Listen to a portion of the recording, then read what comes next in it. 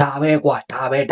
ဒါမှပေါ့မအေးနွယ်ကိုတက်သွားတဲ့အောင်ပြည့်ခေါ်အောင်ပေကိုမိပြီဗျထိုင်းနိုင်ငံဘန်ကောက်မြို့ရချာပရာတော့စရိလမ်းမှာရှိတဲ့တိုက်ခန်းတစ်ခုကမြန်မာမျိုးသမီးတူဖြစ်တဲ့အသက်34နှစ်အရွယ်မအေးနွယ်ကိုသူ့ရဲ့ခန္ဓာကိုယ်ဟိုတစ်ဖက်ဒီတစ်ဖက်လှုပ်သွားတဲ့ကောင်ကိုခုဆိုလို့ရှိရင်ဖမ်းဆီးရမိပြီဖြစ်ပါတယ်မအေးနွယ်ရဲ့ခန္ဓာကိုယ်ကိုဟိုတစ်ဖက်ဒီတစ်ဖက်နဲ့လှုပ်ပြီးတော့ဝစ်ထဲတဲ့ပလတ်စတစ်ပုံမဲထဲမှာထည့်သွင်းခဲ့တာပါ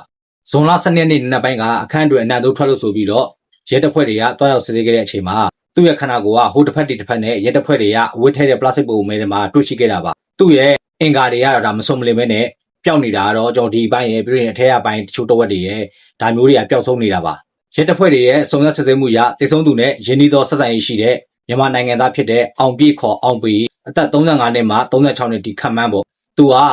ကျွမ်းကျင်စပုံမှုလောက်ကန်တဲ့သူတူဖြစ်ပါတယ်အခင်းဖြစ်ပွားရင်အကြောင်းအရာကရဲတပ်ဖွဲ့တွေကနဦးသုံးသက်ထားတော့မနာလိုမှုကြောင့်ဖြစ်ပွားတယ်လို့ရဲတပ်ဖွဲ့တွေကကြိုတင်ခန့်မှန်းသုံးသက်ထားတာပဲဖြစ်ပါတယ်မြင့်မြင့်တပ်တွေပြောကြားချက်အရဇွန်လ9ရက်နေ့မှာတရက်ခန့်နဲ့မအေးနွယ်တွေကတစကားများရဖြစ်ခဲ့ကြပြီးတော့ဇွန်လ10ရက်နေ့မှာပဲတကန်ဖြစ်သူက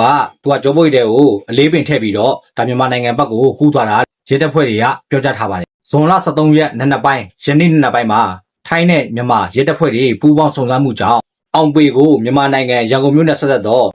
AR တိုင်းဟင်္ဒရာမြို့နယ်နေအိမ်မှာဖမ်းဆီးရမိခဲ့တာဖြစ်ပါတယ်ဖမ်းဆီးရမိမှုကိုဟင်္ဒရာမြို့မှရဲနေမြေကန်ရဲမူရစ်စေဝါရဲနဲ့ရက်ကွက်အုပ်ချုပ်ရေးမှူးတို့ကပူးပေါင်းပြီးတော့ဖမ်းဆီးခဲ့တာဖြစ်ပါတယ်လက်ရှိမှာဟင်္ဒရာရဲစခန်းမှာစုံစမ်းစစ်ဆေးနေပြီးတော့မကြခင်ပဲထိုင်းဘက်ကိုလွှဲပြောင်းပေးမှာဖြစ်ပါတယ်ထိုင်းရဲတပ်ဖွဲ့ဘက်ကလည်းအောင်ပေကိုခန္ဓာကိုယ်ဖျောက်ဖျက်မှုနဲ့ပြီးလို့ရှိရင်လူတော်ကေမှုနဲ့ဝရမ်းထုတ်ထားတာပဲဖြစ်ပါတယ်ကျူးလွန်သွားတဲ့ခန္ဓာကိုကျူးလွန်လို့ရှိရင်တော့ကိုခံရမှာပဲဒီကြောင်းအလေးနဲ့ပတ်သက်ပြီးတော့ပြည်ပရောက်နေတဲ့မိန်းကလေးတွေရောမြန်မာနိုင်ငံမှာရှိတဲ့မိန်းကလေးတွေရောအထူးသဖြင့်ကျွန်တော်ထိုင်းနိုင်ငံမှာရှိနေတဲ့မိန်းကလေးတွေရောစင်ကျင်နဲ့နေထိုင်ပြီးတော့ကိုယ့်ရဲ့ကျင့်ပေါ်ကိုကောင်းကောင်းမွန်နဲ့တေချာလေးရွေးချယ်ကြပါလို့ကျွန်တော်ဒီနေ့ကနေပြီးတော့မိတ်ဆွေတို့ကိုသတိပေးတာဖြစ်ပါတယ်ကျွန်တော်ညီကိုမောင်နှမတွေကိုကျွန်တော်အတိပေးတာဖြစ်ပါတယ်ကျွန်တော်ဗီဒီယိုဖိုင်လေးကမိတ်ဆွေတို့တစ်ခုမှတစ်ခုရသွားဆိုရင်ကျွန်တော်ဒီကြောင်းအနေနဲ့ပတ်သက်ပြီးတော့မိတ်ဆွေရဲ့ယူဆချက်လေးကိုလည်းကျွန်တော် comment box လေးထဲမှာရေးသွားပေးခဲ့ကြပါနောက်နေ့မှာလည်းအောင်ပေထိုင်းနိုင်ငံကနေပြီးပြန်ခေါ်လာပြီးတော့သူစင်ရက်ချမှာတွေပြီးလို့ရှိရင်ဘာကြောင့်လုပ်ခဲ့တဲ့အကြောင်းတွေထွက်ပြီးတော့သတင်းထွက်လာလို့ရှိရင်ကျွန်တော်ထပ်ပြီးတော့တင်ပြပေးသွားဖြစ်တဲ့အတွက်ကျွန်တော်အကောင့်လေးလည်း follow လုပ်တော့ပေးကြပါကျေးဇူးအများကြီးတင်ပါတယ်ခင်ဗျာ